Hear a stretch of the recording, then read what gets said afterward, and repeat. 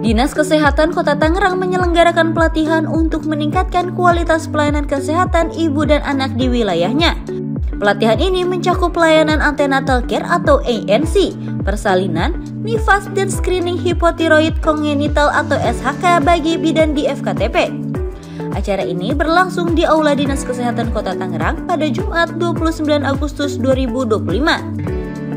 Kepala Dinas Kesehatan Kota Tangerang Dr. Dini Anggraini menyampaikan bahwa pelatihan ini merupakan kegiatan tahunan yang bertujuan meningkatkan kompetensi tenaga kesehatan khususnya para bidan, di samping mempersiapkan sarana dan prasarana di puskesmas. Ya, jadi pelatihan pelayanan antenatal care, persalinan nifas, dan screening hipotiroid kongenital bagi bidan ini memang secara rutin Dinas Kesehatan melaksanakan setiap tahunnya. Jadi selain kita juga mempersiapkan sarana prasarana di puskesmas, kita juga tentunya harus meningkatkan kompetensi tenaga kesehatan khususnya para bidan. Jadi tujuan dari pelatihan ini ya memang nanti ke depannya ujungnya, goalnya adalah bagaimana upaya kita untuk menurunkan angka kematian ibu dan bayi yang ada di Kota Tangerang. Walaupun memang trennya angka kematian ibu dan bayi ini turun, tapi kita selalu upayakan untuk terus meningkatkan kompetensi dari para SDM khususnya bidan. Pelatihan ini diikuti oleh 20 bidan dan bekerja sama dengan Perkumpulan Obstetrik dan Ginekologi Indonesia atau POGI Banten, Ikatan Dokter Anak Indonesia atau IDAI Banten, dan Ikatan Bidan Indonesia IBI Banten. Jadi kalau untuk hari ini ada 20 bidan dan kita memang bekerja sama dengan Perhimpunan ya Obstetrik dan Ginekologi Indonesia POGI Banten bersama dengan para dokter spesialis obgyn. Nanti ada pemberian teori dulu, kemudian nanti dilanjutkan 3 harinya di magang ya, semacam magang lah ya, di puskesmas-puskesmas yang ada di Kota Tangerang, Puskesmas Ponet khususnya.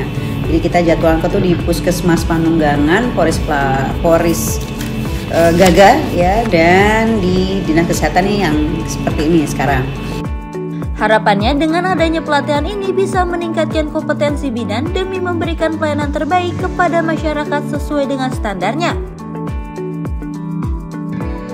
Jadi harapannya tentunya nanti para bidan yang dilatih punya kemampuan atau kompetensi yang lebih baik dari yang sekarang. Jadi memang kalau latihan skillnya yang harus terus di-upgrade ya. Terus kemudian mungkin ada ilmu baru lagi, pengetahuan baru lagi, kemudian tata layanan klinis yang baik di itu seperti apa di puskesmas ya. Jadi ya memang kita nih mulai dari ibu hamil mesti dijagain, kemudian ketika nanti ibu hamil ini bersalin mesti dijagain ya, dan bayinya yang dikandung nanti pun harus sehat. Pada kesempatan yang sama, Dr. Edi SPOG menjelaskan materi terkait persalinan normal. Ia menekankan agar seluruh bidan di Kota Tangerang menjadi lebih kompeten, terampil, dan tidak ragu menghadapi darurat. Cukup baik, ya artinya mereka ini bukan orang-orang baru lagi untuk seperti yang sudah pernah. Ini hanyalah penyegaran. Tujuannya ini supaya mereka dalam proses persalinan kembali ke basic, jangan atas dasar pengalaman, tapi basic keilmuan. Kalau materi hari ini adalah pertolongan persalinan normal atau dalam APN. APN itu kita juga memasukkan protokol pantograf, 60 langkah persalinan, dan 5 benang pencegahan infeksi. Benang merah ya, pencegahan infeksi. Mereka ini harusnya menjadi lebih kompeten atau lebih terampil dan tidak ragu-ragu menghadapi situasi yang emergensi sekalipun, karena saya masukkan dalam protokol perdarahan juga tadi. Ia juga menyoroti masalah pasien yang tidak rutin melakukan kontrol kehamilan. Beliau mengimbau para ibu hamil di Kota Tangerang untuk melakukan kontrol kehamilan secara teratur sesuai anjuran petugas kesehatan, yaitu minimal 6 kali selama kehamilan. Nah, untuk pasien yang paling masalah adalah seringnya saya temukan kontrolnya itu tidak teratur. Bisa masuk hari ini, nanti 4 bulan lagi baru kontrol. Dan kadang-kadang lus pada saat persalinan aja datang. Nah, itulah masalahnya.